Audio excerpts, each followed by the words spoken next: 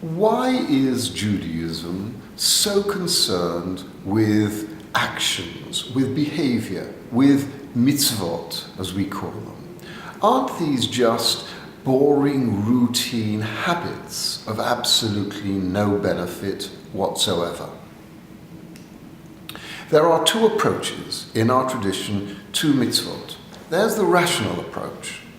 The rational approach, as illustrated by Maimonides in his Guide to the Perplexed, tells us that every action is there for a purpose, to get us to think, to connect how we behave to God and to living a God-like life. A God-like life makes us more spiritual human beings and gets us to behave better towards other human beings as well. And every action from the moment we wake up, throughout the day, throughout the week, throughout the year, is an action that we can perform an animal way, simply an action, or we can do it in a spiritual way to make it meaningful and valuable. Most human beings agree to general ideas about being good. The problem is always, how do you behave well in practice? The mystic says, no, mitzvot commands these actions that God tells us to do are valid within themselves regardless of whether we think about them or not. They kind of transform our bodies through the way we act, through the way we eat, through the way we sleep. They all have an impact on us that creates a greater degree of God presence in our bodies. When the rabbis introduced brachot and blessings thousands of years ago, the whole idea of a bracha was to get you to think before you acted, to thank God for the food we're about to eat, for the happy occasions we celebrate. The truth is that most people make a blessing and don't even think about what the blessing actually says.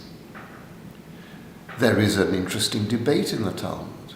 Is there any value, therefore, in doing something as a regular routine without any thought? And the Talmud says, mitoch shelo lishma ba lishma.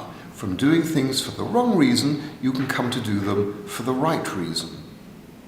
And therefore, they would say, if you have, let's say, the habit of giving to charity without thought and without consideration, it's not as good as giving it with thought and getting this action to improve your relationship with others and your relationship with God. But at least you're doing something. It's better to give out of habit than not give at all. And if you do think about it, you can build on the routine to make it more meaningful and valuable. Interestingly enough, the mystics ended up taking a similar point of view. At the height of Kabbalah, 500 years ago, they added an additional preamble to the blessing. Hineni muchan umzuman lekayem mitzvat aseh. I am prepared, I'm thinking about performing an action that God has commanded me to do. So that too requires thought and consideration to elevate the action. Both these points of view say that actions are important. Obviously, better actions and more thoughtful actions are even more important. And that's what we should be aiming at all the time in our lives. Everything that the Torah tells us is guided by these fundamental principles.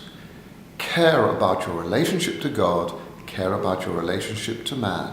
The sad fact is, we see too often that apparently religious people don't behave well, either to God or to other human beings. So clearly the mitzvot in themselves do not guarantee you're going to be a good person. Being a good person requires thought, linking thought to action, and that is what God wants of us. And that, after all, is what the prophets in the Tanakh kept on saying. Sacrifice is all very well, but if you're not a good human being, then sacrificing is hypocritical. The answer is to do things properly.